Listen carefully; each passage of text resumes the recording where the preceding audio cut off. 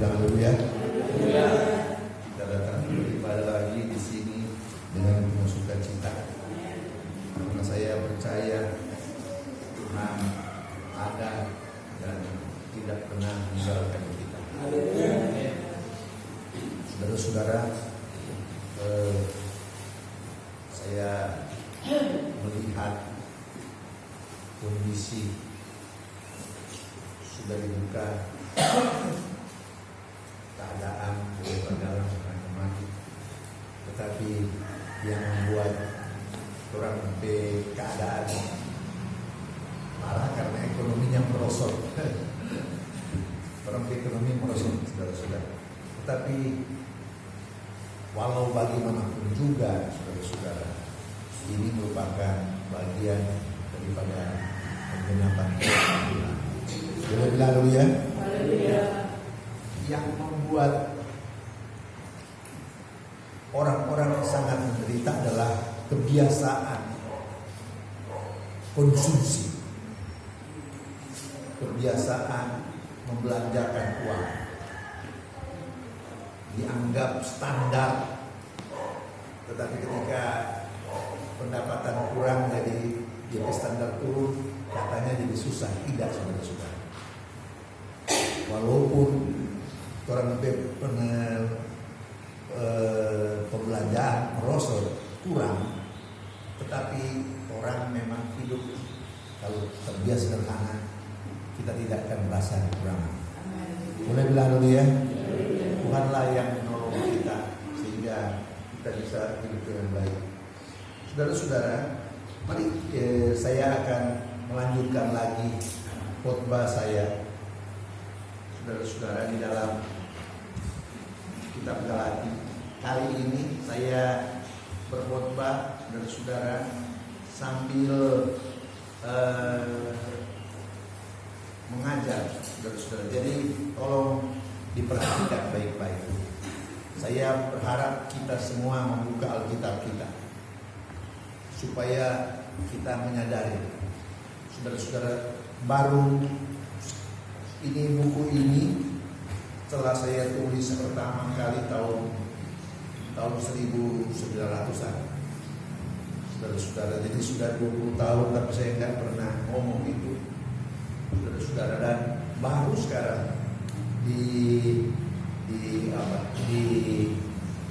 diungkapkan, saudara-saudara, di tengah-tengah jemaat. Tapi ternyata, saudara-saudara, luar biasa sekali. Nanti saya membaca pasal 2 Galatia pasal 2 ayat 1 sampai kita baru bisa membacanya sampai ayat 5. Mari kita membaca.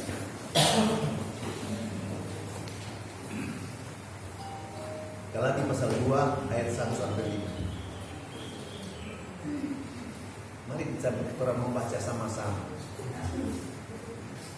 Kemudian 1, 2, 3. Kemudian setelah lewat 14 tahun, aku pergi ke Yerusalem dengan Barnabas dan Titus pun dibawa juga.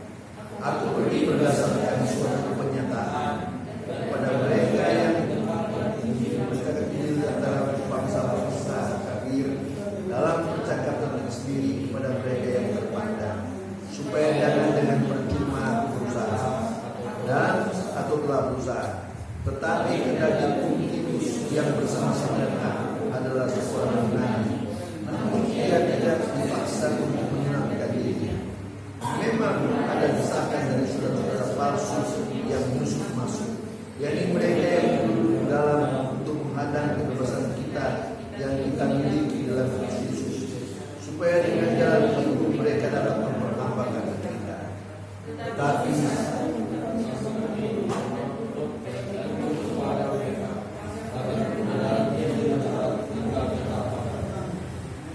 boleh bilang dulu ya.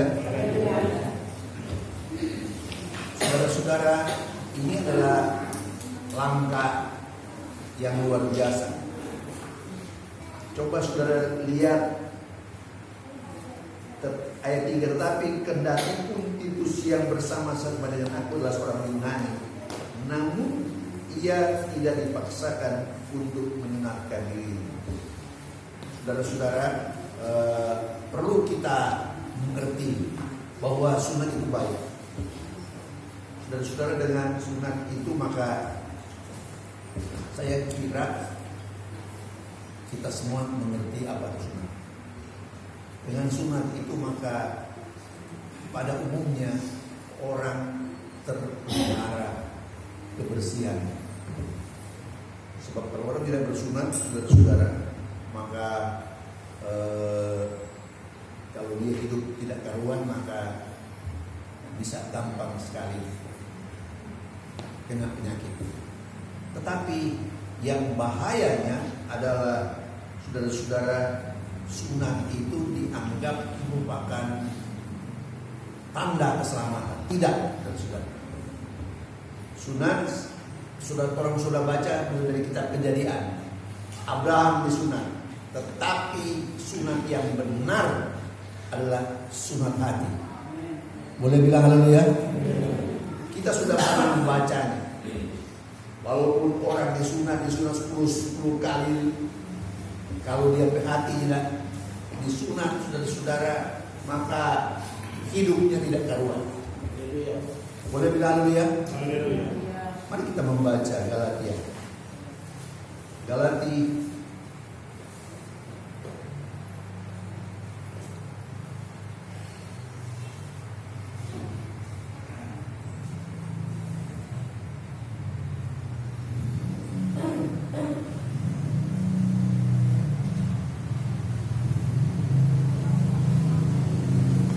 Pasal terakhir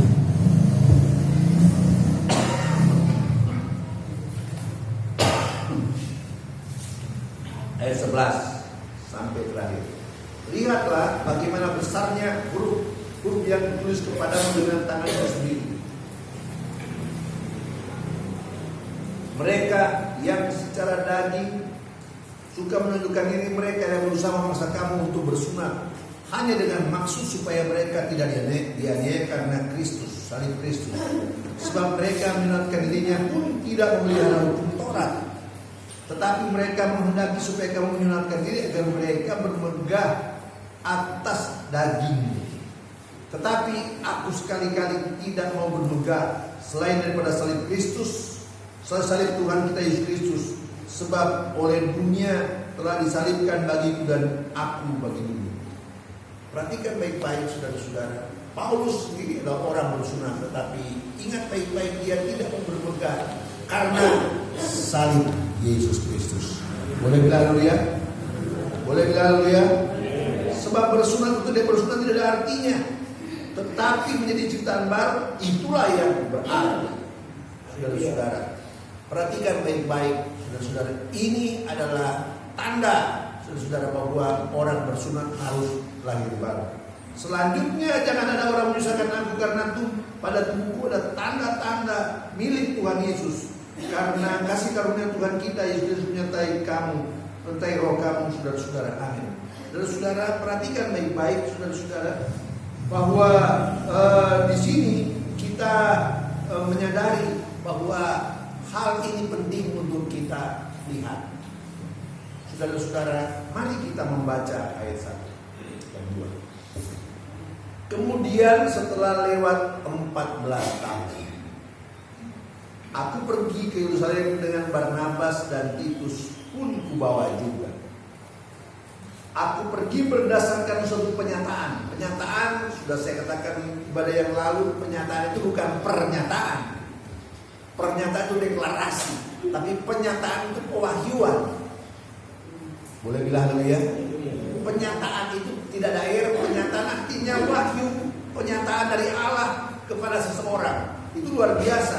Aku pergi berdasarkan suatu penyataan. Memang mereka diundang, tetapi dia pergi berdasarkan wahyu.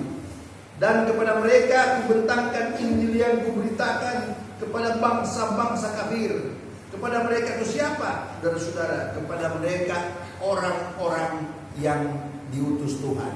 Dia tidak bicara kepada siapa-siapa. Dan dalam percakapan tersendiri kepada mereka yang terpandang, supaya jangan percuma aku berusaha dan telah berusaha. Perhatikan baik-baik saudara-saudara. Seorang yang melakukan perbuatan besar pasti tidak dapat menyembunyikan dirinya. Yohanes 7 ayat 4. Mari kita membaca Yohanes 7 ayat 4. Yohanes 7 ayat 4. Sebab tidak seorang pun berbuat sesuatu di tempat tersembunyi jika ia mau diakui di muka umum. Jikalau engkau membuat hal-hal yang demikian, tampakkanlah dirimu kepada dunia. Saudara-saudara, ingat baik-baik saudara-saudara, kalau kita melakukan perkara yang besar, maka kita harus dikenal banyak orang. Boleh bilang dulu ya? Boleh bilang dulu ya? 1 Timotius 4 ayat 15. 1 Timotius 4 ayat 15. Apa dia bilang? Dia bilang, perhatikanlah semuanya itu, hiduplah dalamnya supaya kemajuanmu nyata kepada semua orang. Saudara-saudara, kalau kita hidup sesuai dengan firman Allah, kita tidak bisa menyembunyikan diri dari banyak orang. Orang akan melihat, oh benar dia tidak melakukan hal-hal seperti yang dulu. Saudara-saudara, saya di kampung punya banyak kawan, punya banyak teman. Ketika saya bertobat, saudara-saudara, teman-teman bilang, oh sudah terlalu pendeta.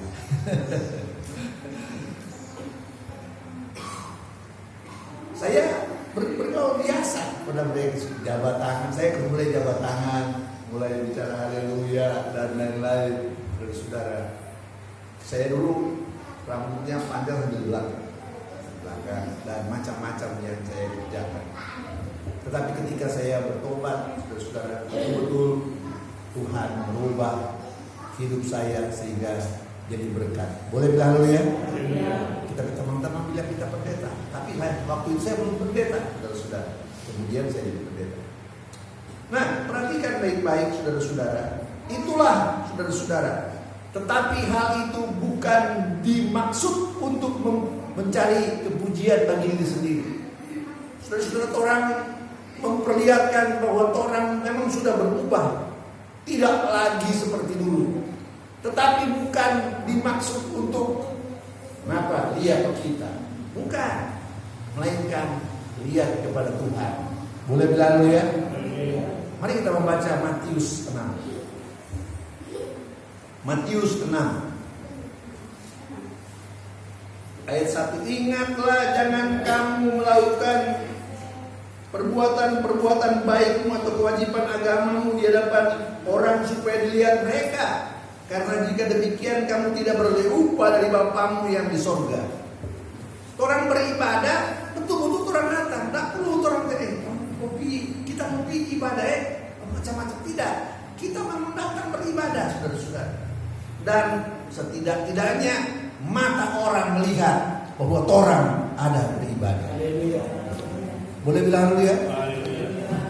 Mari saya membaca ayat 2. Jadi apabila engkau memberi sedekah, jangan engkau mencanangkan hal itu seperti yang dilakukan orang munafik di rumah-rumah ibadat dan di lorong-lorong supaya mereka dipuji orang. Aku berkata kepadamu, sesungguhnya mereka sudah mendapat upah. Saudara-saudara, perhatikan baik-baik. Kalau orang memberi sesuatu kepada orang-orang lalu, lihat dia, kita dah kasih ke dia, orang yang dapat upah. Kalau orang kasih diam-diam, orang dapat upah dari Tuhan. Haleluya. Boleh bilang haleluya? Saudara boleh bilang haleluya? Ayat 5 saya membaca. Apabila kau berdoa, jangan kau berdoa seperti orang munafik. Mereka suka mengucapkan doa dengan berdiri dalam rumah ibadat dan bertikungan-tikungan jalan raya supaya mereka dilihat orang. Aku berkata kepadamu, mereka sudah mendapatkan upahnya. Saudara-saudara, kalau orang berdoa tidak perlu, orang berpuasa tidak perlu bilang ini waktu puasa. Ayat 16. Dan apabila kamu berpuasa, janganlah muram mukamu seperti orang munafik. Mereka mengubah air mukanya supaya orang melihat bahwa mereka sedang berpuasa. Aku berkata kepadamu, sesungguhnya mereka sudah mendapat upahnya. Saudara-saudara, kita diajar untuk berpuasa, tetapi orang tidak pernah bilang Tuhan kita ada puasa. Boleh bilang haleluya? Saudara-saudara, ingat baik-baik saudara-saudara. Dengan demikian kita mendapatkan apa yang kita cari-cari. Kita membaca pasal 23 ayat 5. Dia bilang semua pekerjaan yang mereka lakukan hanya dimaksud supaya dilihat orang. Mereka memakai tali sembayang lebar dan jubah yang panjang. Saudara-saudara, orang-orang Yahudi berbuat supaya dilihat orang. Mereka memakai jubah yang panjang, tali sembayang dan macam-macam. Saudara, supaya dilihat orang. Tetapi yang benar adalah hati kita yang dilihat orang, yang dilihat Tuhan. Boleh bilang haleluya? Saudara mau diberkati tidak? Maka hiduplah sesuai dengan firman Allah. Jangan makan puji. Haleluya. Jangan makan puji saudara-saudara. Mari kita hidup dengan tenang-tenang. Tetapi bagaimanapun juga orang melihat kita. Iya ya, dunia begini, keadaannya so begini, orang cuma tenang-tenang. Boleh bilang haleluya? Saudara-saudara, saya sudah punya pengalaman soal ini. Ketika harga cengkeh masih tinggi, maka saya kelihatan sederhana saja siap, biasa-biasa. Ketika harga cengkeh anjlok seperti sekarang, orang mesti kerja, istri saya alas kerja, tiba baju murah, kalau mau sewa orang. Saudara, aduh, bedanya payah. Maka orang tetap tenang-tenang. Orang lihat kita sama seperti dulu, ketika pokoknya tenang-tenang saja. Saya percaya Tuhan pasti menolong. Boleh bilang dulu ya? Memang kita sekarang menghadapi kondisi yang berat, tetapi semua, bukan cuma satu orang, saudara-saudara. Semua menghadapi. Saudara-saudara, memang saudara-saudara kondisi ekonomi seperti ini. Yang maju di muka tetap maju, yang di belakang tak tinggal, yang lebih jauh. Seperti kereta api, saudara-saudara seputus DP sambungan. Nyanda jalan sama-sama. Perhatikan baik-baik, yang besar-besar dan kuat maju, tetap maju. Tetapi itu pun setengah mati orang mesti berusaha cari berbagai macam cara supaya mereka dapat bersumber, dan itulah yang membuat orang lebih susah. Boleh bilang haleluya? Tetapi saudara-saudara, yang benar adalah kita harus hidup sesuai dengan firman Allah, sehingga di saat senang atau di saat susah orang tetap senang ikut Tuhan. Boleh bilang haleluya?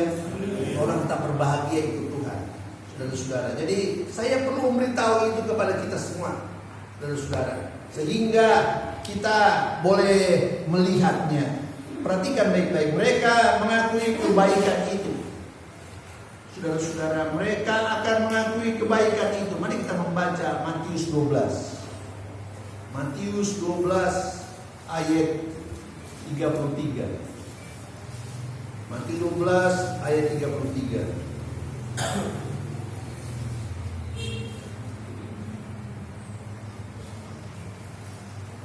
Jika suatu pohon kamu katakan baik, maka baiklah pula buahnya. Jika suatu pohon kamu katakan tidak baik, maka tidak baik pula buahnya. Sebab dari buahnya pohon itu dikenal. Saudara boleh bilang haleluya? Dari hasil perbuatan kita dikenal baik. Saudara-saudara, bukan dari hasil pakaian kita, bukan dari hasil uang kita, bukan, tetapi dari hasil perbuatan kita dikenal baik. Saudara boleh bilang haleluya? Boleh bilang haleluya.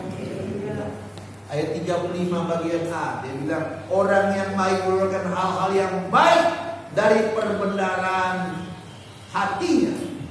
Saudara-saudara, orang-orang yang baik mengeluarkan hal-hal yang baik. Saudara-saudara, kalau banyak bercerita kemarin sedikit memakai, kita tanda tanya orang seperti itu. Kalau baca cerita kemarin kalau keluar sedikit bak tutup, kita tanda tanya, saudara. Tetapi biarlah dari dalam hidup kita mengeluarkan hal-hal yang baik. Saudara boleh bilang haleluya. Kita bagaimanapun juga kita dituntut untuk itu, saudara-saudara. Lukas 6, mari kita membaca Lukas 6. Lukas 6 ayat 43 sampai 45.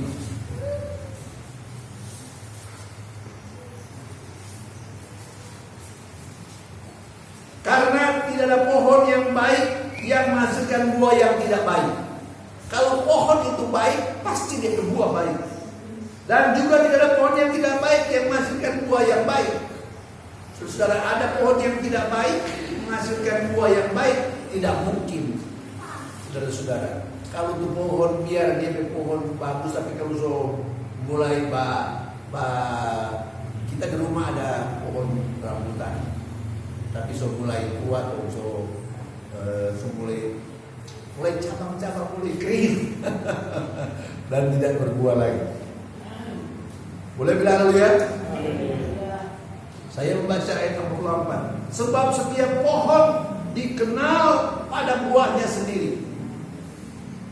Karena dari semak duri orang tidak dapat memetik buah ara, dari duri-duri tidak dapat memetik buah anggur. Saudara-saudara, ingat baik-baik bahwa masing-masing kita, saudara-saudara, akan hidup sesuai dengan apa yang kita dalami. Orang yang baik mengeluarkan pada yang baik dari perbendaharaan hatinya yang baik, dan orang yang jahat mengeluarkan barang yang jahat dari perbendaharaannya yang jahat. Karena yang diucapkan dari mulutnya meluap dari hatinya. Saudara boleh bilang haleluya? Itulah sebabnya saudara-saudara, mari kita hidup dalam kemurahan Tuhan, hidup dalam pertobatan, sehingga benar-benar kita berubah. Saudara, kita tidak sembarangan ngomong. Saudara-saudara, terus terang saja, semua untuk memaki kita ada belajar, tetapi kita so susah mau bicara. Bukan tidak bisa bicara, susah mau bicara. Saudara boleh bilang haleluya? Orang yang memakai di gunung itu luar biasa, saudara. Orang saya kalah. Ada di omak-omak tua yang memakai luar biasa. Obat-obat tua luar biasa. Tetapi kemudian Kristus datang menggurus itu, dan orang yang bertobat lupa. Haleluya. Boleh bilang haleluya? Saya perlu bersyukur pada Tuhan. Terus saudara, ini kesaksian dari hidup saudara-saudara, sehingga saudara hidup ini penuh dengan sukacita. Apakah saudara-saudara sukacita cuma karena uang banyak? Tidak. Kalau uang banyak, puji Tuhan. Tetapi uang sedikit pun sukacita tidak tergerus. Boleh bilang haleluya? Ingat baik-baik saudara-saudara. Dengan demikian dunia boleh berubah, kita tetap iring Tuhan, anak Tuhan. Boleh bilang haleluya? Sebagaimana oleh wahyu ilahi Paulus mengerti Injil dan memberitakannya kepada bangsa-bangsa kafir. Dengan wahyu yang sama ia pun ke Yerusalem, di mana ia mengungkapkan di hadapan para rasul dan tokoh gereja Injil seperti apa yang ia beritakan itu. Saudara-saudara, Paulus memberitakan Injil. Kalau saudara membaca Alkitab, maka Pauluslah yang mengungkapkan sebenarnya apa Injil itu, sehingga Injil itu boleh sampai ke seluruh dunia. Boleh bilang amin? Mari saya membaca Galatia Ayat 2, ada aku pergi berdasarkan suatu penyataan atau wahyu, dan kepada mereka kebentangan Injil yang kuberitakan di antara bangsa-bangsa kafir. Kitalah bangsa-bangsa kafir ini, bukan siapa-siapa. Dalam percakapan sendiri mereka yang terpandang, supaya jangan dengan percuma aku berusaha dan telah berusaha. Saudara-saudara, ingat baik-baik saudara-saudara, ini adalah ungkapan yang luar biasa. Saudara-saudara, dalam kitab Galati ini ternyata diungkapkan, saudara-saudara, apa yang menjadi pekerjaan awal dari orang yang bernama Paulus ini. Dan dengan demikian kita lebih mengerti. Kunjungan Paulus ke Yerusalem kali ini merupakan suatu perjalanan yang istimewa.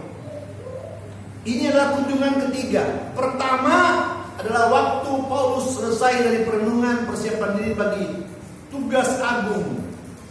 Hal itu tersebut dilaksanakan di tanah Arab dan dalam KPR Kisah pasal 9. Mari kita membaca Kisah pasal 9 ayat 26 sampai 30. Kita orang belajar saudara-saudara. Kisah pasal 9 ayat 26. Setiba di Yerusalem, setibanya Saulus di Yerusalem, dia mencoba menggabungkan dengan murid-muridnya, tetapi semuanya takut kepadanya karena mereka tidak dapat percaya bahwa ia juga seorang murid. Ingat baik-baik, Saulus waktu itu namanya masih Saulus, kemudian menjadi Paulus. Paulus artinya yang kecil. Haleluya. Saulus nama seorang raja, tetapi dia bilang kita nama bukan Saulus. Paulus artinya yang kecil. Tetapi mereka tidak dapat percaya bahwa ia juga seorang murid. Tetapi Barnabas menerima dia dan membawanya kepada rasul-rasul dan menceritakan kepada mereka bagaimana dia melihat Tuhan di tengah jalan, bahwa dia telah berbicara dengan dia, bagaimana keberanian mengajar di Damsyik dalam nama Yesus, dan dia tetap bersama-sama dengan mereka di Yerusalem, masuk atau keluar, dan dengan keberanian mengajar dalam nama Tuhan Yesus. Ia juga berbicara bersoal jawab dengan orang Yahudi yang berbahasa Yunani, tapi mereka itu berusaha membunuh dia. Tapi setelah hal itu diketahui oleh saudara-saudara anggota jemaat, mereka membawa dia ke Kaisarea dan dari situ membantu dia ke Tarsus. Ingat baik-baik, perjalanan pertama ke Yerusalem dia sudah mulai bicara, saudara-saudara, dan masih perlu dibantu oleh orang-orang lain, antara lain Barnabas. Itulah sebabnya ketika saudara membaca ayat-ayat bagian pertama dari Kisah Para Rasul itu, ditulis Barnabas lebih dulu, baru Paulus. Barnabas baru Paulus, Barnabas baru Paulus. Kemudian setelah sepertengahan, Paulus dan Barnabas. Saudara boleh bilang haleluya? Boleh bilang haleluya? Jadi perhatikan baik-baik saudara-saudara. Kedua adalah waktu Barnabas Paulus diutus oleh jemaat Antioquia membawa sumbangan dari jemaat untuk penanggulangan bahaya kelaparan. Kisah 11 ayat 27 sampai 30. Kisah 11 ayat 27 sampai 30. Apa dia bilang? Pada waktu itu datanglah beberapa nabi dari Yerusalem ke Antioquia. Seorang dari mereka yang bernama Agabus berbangkit oleh roh kuasa roh mengatakan bahwa seluruh dunia akan ditimpa bahaya kelaparan yang besar. Hal itu terjadi pada zaman Kaisar Claudius. Saudara, kondisi seperti itu mungkin seperti sekarang. Saudara-saudara, kita mengalami kondisi yang berat. Boleh bilang ya? Lalu murid-murid memutuskan untuk mengumpulkan satu sumbangan sesuai dengan kemampuan mereka masing-masing dan mengirimkannya kepada saudara-saudara yang diam di Yudea. Hal itu mereka lakukan juga, dan mereka mengirimkannya kepada penentua-penentua dengan penangkaran Barnabas dan Saulus. Ingat baik-baik, Barnabas dulu baru Saulus. Saulus yang kemudian berganti nama menjadi Paulus. Saudara-saudara, jadi Barnabas disebut lebih dulu. Dalam bagian-bagian ini, saudara-saudara, Alkitab kita benar. Alkitab mengungkapkan apa yang benar. Barnabas dulu baru Paulus. Barnabas dulu baru Saulus. Tapi setelah Tuhan angkat, setelah melihat kesetiaan Saulus, dia ganti nama jadi Paulus. Dia angkat jadi orang yang besar. Boleh bilang haleluya? Boleh bilang amin? Ketiga adalah ketika Paulus dan Barnabas dan beberapa anggota jemaat Antiokhia diutus ke Yerusalem menghadiri kongres konsili gereja pertama untuk menyelesaikan kesesatan pengajaran waktu itu. Selain karena Saul Paulus merupakan salah satu utusan, Paulus menulis aku pergi berdasarkan wahyu. Mari kita membaca Galatia 2 ayat 2. Aku pergi berdasarkan suatu penyataan atau wahyu. Saudara-saudara, ini dia pergi. Memang dia diutus oleh jemaat Antiokhia, tetapi dia pergi berdasarkan penyataan atau wahyu dari Tuhan. Saudara boleh bilang haleluya? Boleh bilang haleluya? Itulah sebabnya dia pergi tidak ngomong-ngomong kepada semua orang aku diutus Tuhan Yesus. Tidak. Dia cuma pergi kepada orang-orang. Dia ngomong bahwa dia diutus Yesus ketika dia pergi kepada orang-orang yang terpenting saja. Kepada Petrus, Petrus dan lain-lain, saudara-saudara. Yohanes, Yakobus, saudara-saudara, dia bicara. Dia tidak ngomong sembarangan. Ini yang luar biasa. Boleh bilang haleluya? Boleh bilang haleluya? Mari kita membaca, saudara. Sangat menarik untuk disimak bahwa memang para penulis lainnya dalam kitab Perjanjian Baru, Matius, Markus, Lukas, Yohanes, Yakobus, Petrus, dan Yudas mengungkapkan iman kepada Yesus Kristus sebagai satu-satunya jalan keselamatan. Tetapi hanya Pauluslah yang mengungkapkan Injil itu secara gamblang. Saudara-saudara, hanya Paulus yang menjelaskan Injil itu secara gamblang. Hanya Paulus yang menjelaskan bahwa Injil itu secara mendetail. Mari kita membaca 1 Korintus 15. 1 Korintus 15 ayatnya yang ke-1 sampai 4. Dengar saya baca. Lagi pula saudara-saudara, aku mau mengingatkan kamu kepada Injil yang aku beritakan kepadamu, dan yang kamu terima, dan yang di dalamnya kamu teguh berdiri. Boleh bilang haleluya? Saudara di gereja sini bukan karena saya. Saudara di gereja ini bukan karena GPDI, tetapi karena Injil. Saudara boleh bilang haleluya? Olehnya kamu diselamatkan. Oleh Injil itu kamu diselamatkan asal kamu teguh berpegang padanya. Asal kita teguh berpegang kepada Injil itu. Dengan demikian kita diselamatkan. Saudara bukan diselamatkan oleh saya. Saudara bukan diselamatkan oleh GPDI, melainkan sudah diselamatkan oleh Injil itu. Boleh bilang haleluya? Nah, apakah Injil itu?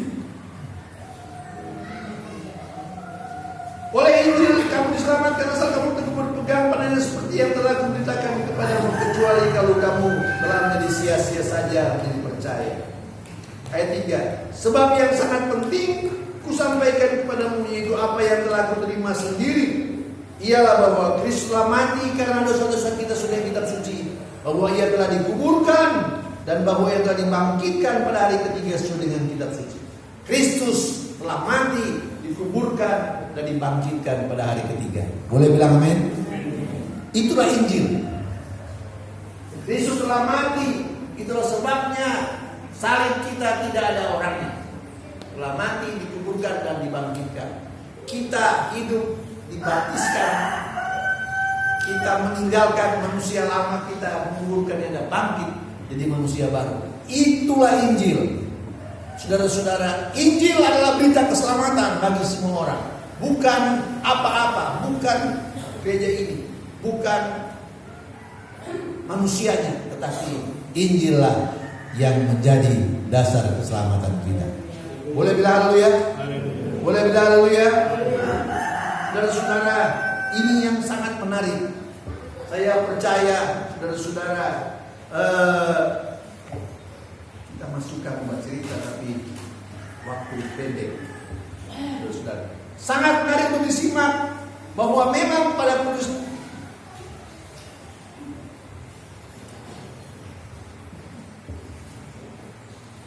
lainnya di kitab Perjanjian Baru, Matius, Markus, Lukas, Yohanes, Yakobus, Petrus dan Yudas mengungkapkan iman pada satu-satunya jalan selamat. Tapi hanya Pauluslah yang mengungkapkan Injil secara gamblang. Hanya Paulus yang menjelaskan apakah Injil secara mendetail.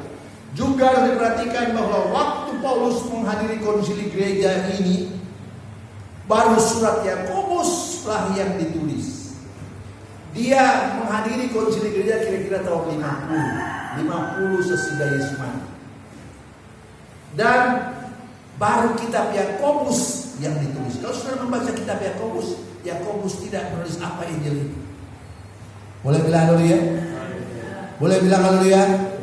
Ingat baik-baik catatannya. Surat yang ditulis Yakobus pertama kali adalah surat yang ditulis Paulus pertama kali adalah 1 dan 2 Tesalonika. Kira-kira tahun 51 sesudah konsili gereja atau kongres gereja pertama tahun 50. Dalam surat ini pun Paulus mengawalinya dengan sebab Injil yang kami beritakan bukan disampaikan kepada kamu dengan kata-kata saja, tetapi juga dengan kekuatan oleh Roh Kudus dan suatu kepastian yang kokoh. Mari kita membaca 1 Tesalonika pasal 1.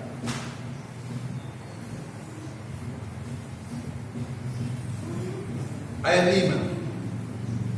Sebab Injil yang kami beritakan bukan disampaikan kepada kamu dengan kata-kata saja, tetapi juga dengan kekuatan di dalam Dia, di dalam Roh Kudus dan dengan satu kepastian yang kokoh. Memang kamu tahu bagaimana kami bekerja di antara kamu dan oleh karena kamu. Saudara-saudara ingat baik-baik, itu adalah pemberitaan Injil. Boleh bilang haleluya? Kita kalau mau selamat tidak ada jalan lain selain percaya kepada Yesus. Saudara-saudara, bukan saya mau mengecilkan gereja ini, tetapi gereja cuma alat Tuhan supaya kita boleh mendengarkan firman Allah. Saudara boleh bilang haleluya? Mengapa saya tidak berani mengecilkan gereja seperti yang dikatakan lain?